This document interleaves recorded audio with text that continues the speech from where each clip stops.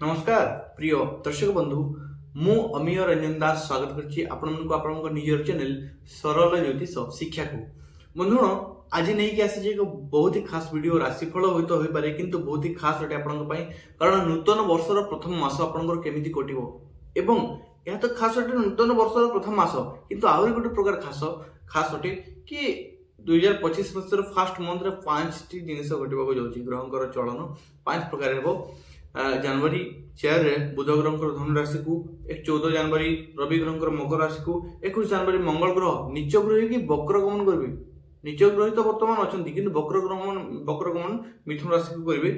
24 जनवरी बुध ग्रह मकर राशि को एवं 28 जनवरी शुक्र ग्रह मीन राशि को चलन करेंगे। तो बंधुगण आपण समय बहुत हलचल आणिबो एवं आपण जानिछन्ती 2025 मसर फर्स्ट मंथ अछि न्यू ईयर फर्स्ट मंथ अछि।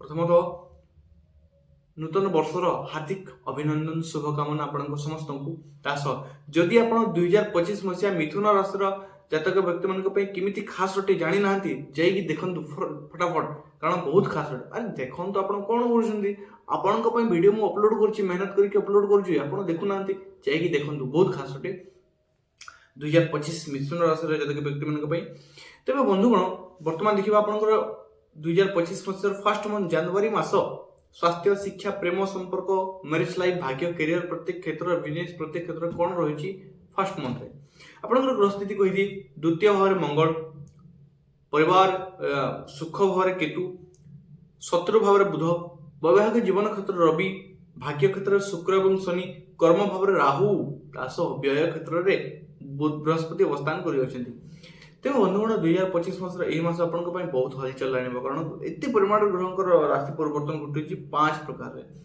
तो बंधुगण स्वास्थ्य ठार आरंभ करवा स्वास्थ्य अधिपति बुध आपण बुध बसी षष्ठ भाव में जी कि 4 तारीख धनु राशि को गमन करेंगे सप्तम भाव को जी कि पूर्व ही अच्छा रवि तृतीय अधिपति तेरे स्वास्थ्य आपन सुधारता आसबार जोग देखुचे आप समय आप देखो मन में गोटे अचानक भयर स्थिति रोला अचानक भय उत्पत्ति घटूला मन में तो मन मेंटाली आप बहुत स्ट्रंग हे 4 जनवरी पड़े एवं जहाँ कि चर्म रोग कि अलग किसी चली स्वास्थ्य समस्या से समस्या सुधारता आसो इम्यूनिटी सिस्टम किसी गड़बड़ी चलता चर्म रोग अलग किसी चलता आपण 2025 फर्स्ट मंथ बहुत खास अटे कारण स्वास्थ्य को आप ठीक रखिबार जोग देखा स्वास्थ्य आपन स्वास्थ्य सुधारता आसीबो।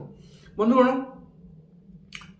निश्चित रूप कहबी तापरे शिक्षा देखा विद्यार्थी शिक्षार्थी मान कौन खास 2025 मस खास फर्स्ट मंथ तो शिक्षार्थी विद्यार्थी मान कहबी शिक्षा देखा जाए पंचम भाव भाई मैंने एवं पंचमाधिपति शुक्र जी कि वर्तमान बसी आपंकर नवम भाव नवम भाव कौन तापुणी शिक्षा अटे भाग्य अटे तो शनि बसी गोटे जिन कहबी शनि जेहतु बसी अलसुआ ठार दूर रह भाई मैंने समस्ते भाई की भूमि समस्ते अलसुआ ठार दूर रह कर्म फल परिश्रम कर और निश्चित रूप कहबी 2025 मसीह फर्स्ट मंथ बहुत खास अटे शिक्षार्थी विद्यार्थी मान मसीहा यही मास आपण बहुत बहुत भल रिप्रेजेंट करुच्ची माने शिक्षा क्षेत्र बहुत उन्नति आने जोग देखा यही मास भल पढ़ुंट निश्चित रूप यही मास कथा कहि बहुत खास अटे शिक्षा क्षेत्र बहुत उन्नति शिक्षा क्षेत्र कौन डिसीजन चाहते विद्या शिक्षार्थी माने किसी डिसीजन चाहते कि नहीं पारना तेज ये मास आप नहीं पारे उचित डिसीजन ने आपंकर कैरियर शिक्षा को सुधार बहुत महत्वपूर्ण डिसीजन नहीं पारती शिक्षा क्षेत्र में शिक्षा क्षेत्र सफलता प्राप्ति जोग देखा वर्तमान आलोचना करबा प्रेम संपर्क लव अफेयर तो बंधुगण प्रेमी जुगल 2025 मसीह खास फास्ट मंथ बहुत खास अटे कारण से पंचम भाव शुक्र हेले आपनकर प्रेम क्षेत्र मालिक एवं से बसी वर्तमान नवम भाव ताकि बहुत खास अटे तो यही समय नवमाधिपति सह बसी बंधुगण यही समय आपनकर देखु मंगल नीच दृष्टि मंगल जो अच्छा से नीच गृहित अच्छा मंगल दृष्टि पड़ुची 21 जनवरी पर्यंत तो 21 जनवरी पर्यंत आपंकर हुए तो प्रेम संपर्क किसी आपंकर प्रेमी जुगलों भीतर चिड़चिड़ापन किसी हड़बड़ी ଯୋଗ ଦେଖା କିଛି ଆପଣ ଲକ୍ଷ୍ୟ କରିପାରନ୍ତି କିନ୍ତୁ ତଥାପି ମଧ୍ୟ ଆପଣଙ୍କ ଏଇ ମାସ ପ୍ରେମୀ ଦୁଇଙ୍କ ଭିତରେ ବୁଝାମଣା ଠିକ ରହିବ। ଦୁଇଙ୍କ ମଧ୍ୟରେ ଫିଲିଙ୍ଗସ୍ ବହୁତ ବଢ଼ିଆ ରହିବ। ଆପଣ ଦୁଇଙ୍କ ଭାବନା ଦୁଇ ବୁଝିବେ ଏବଂ ବେଳେବେଳେ ଆପଣ ହୁଏତ ସ୍ୱାମୀଙ୍କ ପାଇଁ ହତାଶ ହୋଇପାରନ୍ତି। ତେଣୁକରି ଗୋଟିଏ ଜିନିଷ କହିବି ଆପଣଙ୍କ ପାଇଁ, ହଳବଡ଼ି କରନ୍ତୁ ନାହିଁ କୌଣସି କ୍ଷେତ୍ରରେ, ହଳବଡ଼ି କରନ୍ତୁ ନାହିଁ। ଆପଣ ବୁଝିପାରୁଛନ୍ତି, କୌଣସି କ୍ଷେତ୍ରରେ ଆପଣ ହଳବଡ଼ି କରନ୍ତୁ ନାହିଁ, ବୁଝୁଛନ୍ତି ନା। କିଛି ଜଲ୍ଦି ଆଗକୁ ବଢ଼ିଯିବି, ଯେକୌଣସି ଶିକ୍ଷା କ୍ଷେତ୍ର ହଉ କି ପ୍ରେମ କ୍ଷେତ୍ର ହଉ, କହୁଛି ହଳବଡ଼ି କରନ୍ତୁ ନାହିଁ, ଠିକ ଉପରେ ଡିସିସନ ନିଅନ୍ତୁ। ତ ବନ୍ଧୁଗଣ ଆପଣଙ୍କ ପାଇଁ ଶିକ୍ଷା ଏବଂ ପ୍ରେମ କ୍ଷେତ୍ର ଏହି ସମୟରେ ବହୁତ ବଢ଼ିଆ ରହିଛି।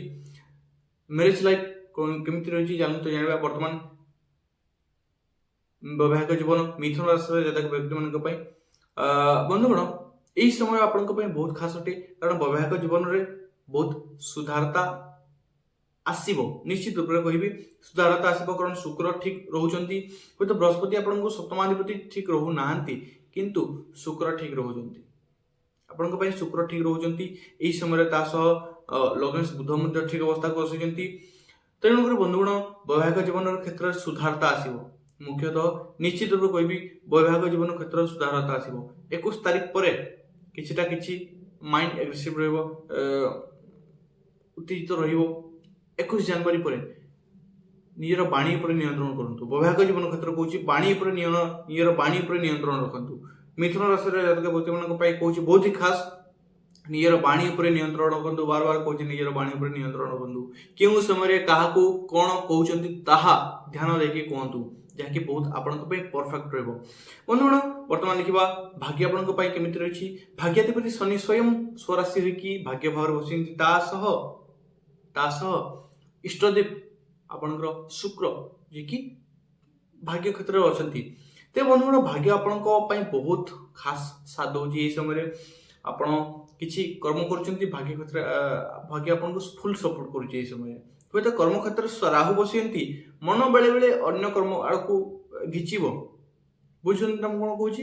ମନ ବେଳେ ବେଳେ ଅନ୍ୟ କ୍ଷେତ୍ରକୁ ମାନେ ଏପରି ଫିଲିଙ୍ଗସ୍ ଆସିବେ, ମୁଁ ସେଇ କ୍ଷେତ୍ରରେ ମଧ୍ୟ ପରଫେକ୍ଟ, ଏଇ କ୍ଷେତ୍ରରେ ମଧ୍ୟ ପରଫେକ୍ଟ, ଏଇ କ୍ଷେତ୍ରରେ ବେଶୀ ସେଇ କ୍ଷେତ୍ରରେ ସଫଳତା ପାଇପାରିବି, ଏଇ ଜିନିଷ ଆସିବ। କିନ୍ତୁ ସେଇ ଜିନିଷ କରନ୍ତୁ ନାହିଁ, ଆସିବ କିନ୍ତୁ କରନ୍ତୁ ନାହିଁ। ମୋ କଥା ବୁଝୁଛନ୍ତି ନା? ଜଲ୍ଦବାଜି କରନ୍ତୁ ନାହିଁ। ତେଣୁକରି ଭାଗ୍ୟ ଆପଣଙ୍କୁ ସପୋର୍ଟ କରୁଛି, ଆପଣ ସଫଳତା ପାଇବେ ନିଶ୍ଚିତ ରୂପରେ। ଧୈର୍ଯ୍ୟ ରଖିକି ଆଗକୁ ବଢ଼ନ୍ତୁ, ସଫଳତା ନିଶ୍ଚୟ ଆପଣ ପାଇବାର ଯୋଗ ଦେଖାଯାଉଛି। ଫାଷ୍ଟ ମନ୍ଥରେ ବହୁତ ବଢ଼ିଆ ଅଛି, ଆପଣଙ୍କର ଭାଗ୍ୟ ଆପଣଙ୍କୁ ସାଥ ଦେଉଛି। ବର୍ତ୍ତମାନ ବନ୍ଧୁଗଣ ବିଜନେସ୍ ଦେଖିବା। ବିଜନେସର ଅଧିପତି ହେଲେ ବୃହସ୍ପତି ଯିଏକି ଦ୍ୱାଦଶରେ ଅଛନ୍ତି ହୁଏତ, ଏବଂ ବୁଧ ଆପଣଙ୍କୁ କିନ୍ତୁ ସପୋର୍ଟ କରୁଛନ୍ତି। ତ ବନ୍ଧୁଗଣ ବିଜନେସ୍ ବର୍ତ୍ତମାନ ପୂର୍ବରୁ ଯେମିତି ଚାଲିଥିଲା ସେଥିରେ ସୁଧାରତା ନିଶ୍ଚିତ ରୂପରେ ଆସିବ। ଏଇ ଜିନିଷ ମୁଁ ନିଶ୍ଚିତ ରୂପରେ କହିପାରିବି କି ଏଇ ମାସରେ ପୂର୍ବରୁ ଯେମିତି ବିଜନେସ୍ ଚାଲିଥିଲା ସେଥିରୁ ଭଲ ନିଶ୍ଚିତ ରୂପରେ ଏଇ ମାସରେ ଘଟିବାକୁ ଯାଉଛି। ମାନେ ଏଇ ମାସରେ ବହୁତ ଖାସ ଆପଣଙ୍କ ପାଇଁ ବନ୍ଧୁଗଣ। ତ ଆପଣ ଆଶା କରୁଛି ଆପଣ ବୁଝିପାରିଛନ୍ତି। ଆପଣଙ୍କ ପାଇଁ ଉପାୟ କହିବି, ଏହି ସମୟରେ ଗୋଟିଏ ଜିନିଷ ନିଶ୍ଚିତ ରୂପରେ କରନ୍ତୁ, ହନୁମାନ ଚାଳିଶାର ପ୍ରତିଦିନ ପଠନ କରନ୍ତୁ। ହନୁମାନ ଚାଳିଶାର ପ୍ରତିଦିନ ପଠନ କରନ୍ତୁ। ତା ସହ ମଙ୍ଗଳ ଗ୍ରହଙ୍କର ମଧ୍ୟ ବୀଜ ମନ୍ତ୍ର ଓମ୍ ଅଙ୍ଗାରକାୟ ନମ ବୀଜ ମନ୍ତ୍ର ଜପ କରନ୍ତୁ। ଏବଂ ତା ସହ ବନ୍ଧୁଗଣ ଚିଡ଼ିଆ ପକ୍ଷୀ ମାନଙ୍କ ପାଇଁ ଆପଣ କିଛି ଖାଦ୍ୟ ଏବଂ କିଛି ପାଣି ଛାତ ଉପରେ ରଖିଦିଅନ୍ତୁ, ଯାହାକି ଆପଣଙ୍କ ପାଇଁ ବହୁତ ବେଷ୍ଟ ଅଟେ। ଆଶା କରୁଛି ବନ୍ଧୁଗଣ ଆପଣ ବୁଝିପାରୁଛନ୍ତି। ତ ବୁଝିପାରୁଛନ୍ତି ଯଦି ଭିଡ଼ିଓକୁ ଲାଇକ୍ କରନ୍ତୁ, ଚ୍ୟାନେଲକୁ ସବସ୍କ୍ରାଇବ କରନ୍ତୁ, ବେଲ୍ ଆଇକନକୁ ମଧ୍ୟ ଅନ୍ କରନ୍ତୁ। ନେକ୍ସଟ ଭିଡ଼ିଓରେ ଦେଖା ହେବା। ସେ ପର୍ଯ୍ୟନ୍ତ ମୋତେ ବିଦାୟ ଦିଅନ୍ତୁ। ଧନ୍ୟବାଦ। ରାଧେ ରାଧେ।